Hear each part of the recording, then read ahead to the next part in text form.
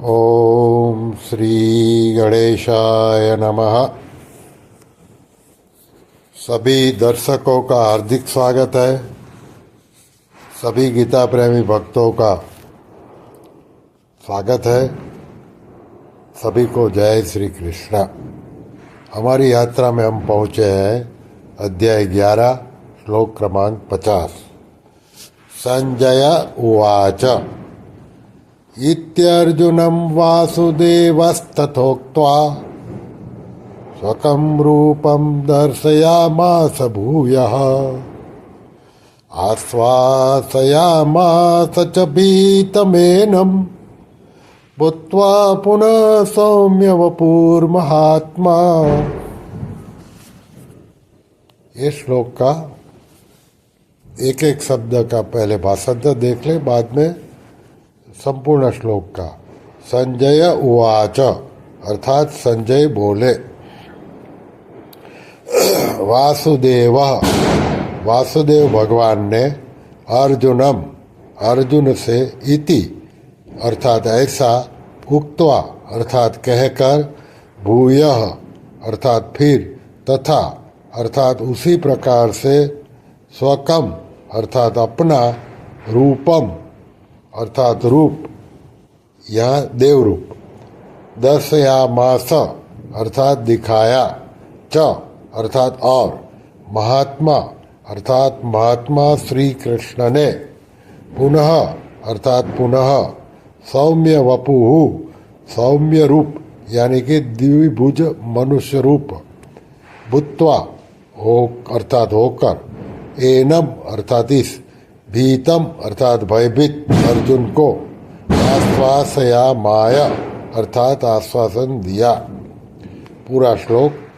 संजय बोले, वासुदेव भगवान ने अर्जुन से ऐसा कहकर फिर उसी प्रकार से अपना देव रूप दिखाया और महात्मा श्री कृष्ण ने पुनः सौम्य रूप अर्थात द्विभुज मनुष्य रूप होकर इस भयभीत अर्जुन को आश्वासन दिया। इसकी व्याख्या साधक संजीवनी में इस प्रकार है। इत्यर्जुनं वासुदेवस्तथोक्त्वा स्वकं रूपं दर्शयामास भूयः।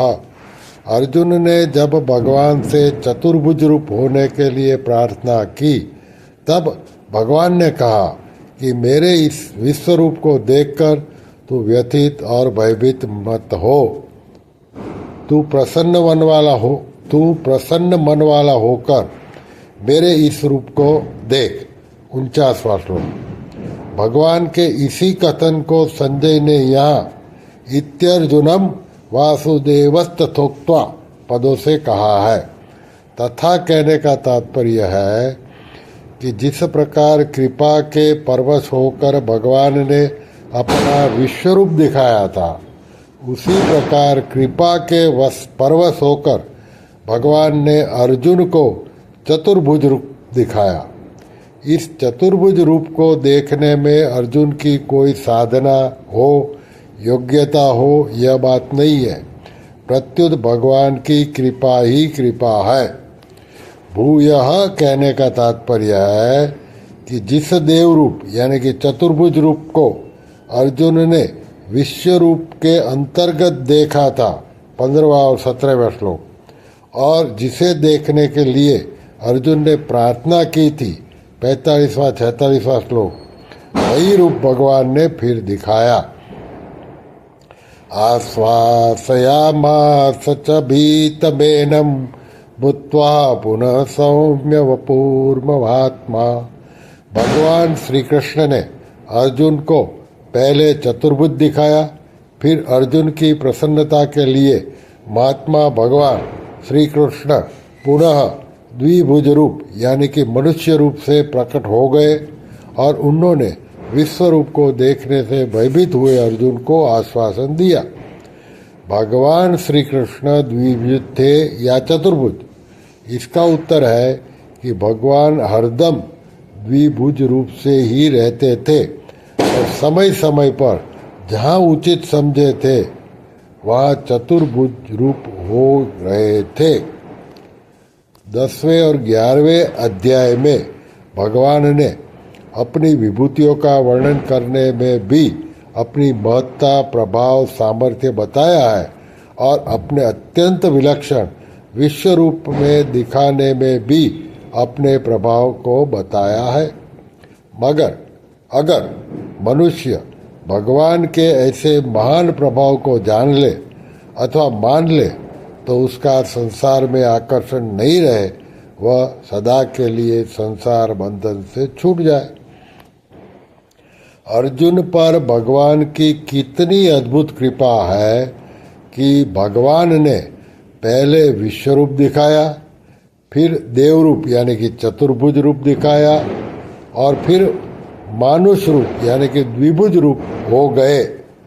इसके साथ साथ भगवान ने हम लोगों पर भी इतनी अलौकिक विलक्षण कृपा की है कि जहाँ कहीं जिस किसी विशेषता को लेकर हमारा मन चला जाए, वहीं हम भगवान का चिंतन कर सकते हैं और भगवान के विश्व रूप का पठन पाठन चिंतन कर सकते हैं। इस भयंकर समय में हमें भगवान की विभूतियों तथा विश्व रूप के चिंतन आदि का जो मौका मिला है, इससे हमारा उद्योग योग्यता कारण नहीं है, प्रत्युत भगवान की कृपा ही कारण है।